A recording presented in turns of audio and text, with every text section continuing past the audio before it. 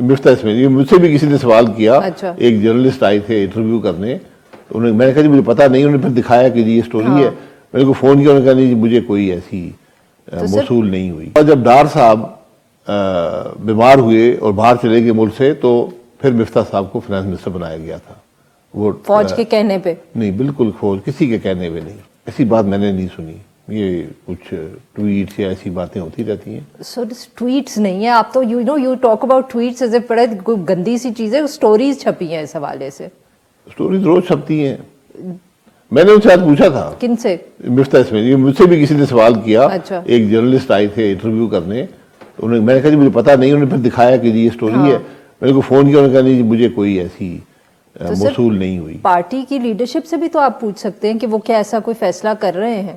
لگ تو میں جس آدمی سے پوچھا جاتا ہے اس سے میں کر سکتا ہوں نا، کہ بھائی آپ سے پوچھا گیا، میں کہا نہیں مجھ سے نہیں پوچھا گیا۔ ہو سکتا ہے ان کو ابھی تک بتایا نہ ہو، مگر فیصلہ نہیں، وہ شو کاز ہی ہوتا ہے نا کہ آپ بتائیں کہ آپ نے یہ غلطی کی ہے یا یہ بات کی ہے، تو اس کا جواب دے دیں، یہی ہوتا ہے سیاسی جماعتوں میں۔ سر ویسے تو آپ کے بارے میں بھی کہا جا رہا ہے آپ بھی ناراض ہیں۔ نہیں، مجھے کوئی ناراضگی نہیں، میں زندگی میں کسی سے ناراضگی نہیں کی، کس بات پہ ناراضگی؟ اچھا سر، اسی سٹوری کے اندر یہ جو چھپی تھی مفتاح اسماعیل صاحب کے حوالے سے، اس میں یہ بھی لکھا ہوا تھا کہ آپ نے جنرل باجوہ کے کہنے پہ مفتاح اسماعیل صاحب کو فائنانس منسٹر بنایا۔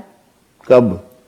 جو ایک سٹوری تھی نا کہ جس میں کہا جا رہا تھا کہ جی مفتاح اسماعیل صاحب کو نکال دیں گے، تو اس میں یہ بھی تھا کہ وہ تو پتہ نہیں پی ایم ایل این کا کوئی ایسا سیریس حصہ ہی نہیں تھے، اور وہ تو صرف کیونکہ جب آپ وزیر اعظم بنے تھے 2017 میں، جب نواز شریف صاحب ڈسکوالیفائی ہوئے، تو آپ کو جنرل باجوہ نے کہا کہ آپ مفتاح اسماعیل صاحب کو فائنانس منسٹر بنائیں۔ 5 سال شہباز صاحب کے ساتھ پنجاب میں کام کرتے رہے مختلف عہدوں پر، پھر وفاق میں آئے، بورڈ آف انویسٹمنٹ کے چیئرمین تھے۔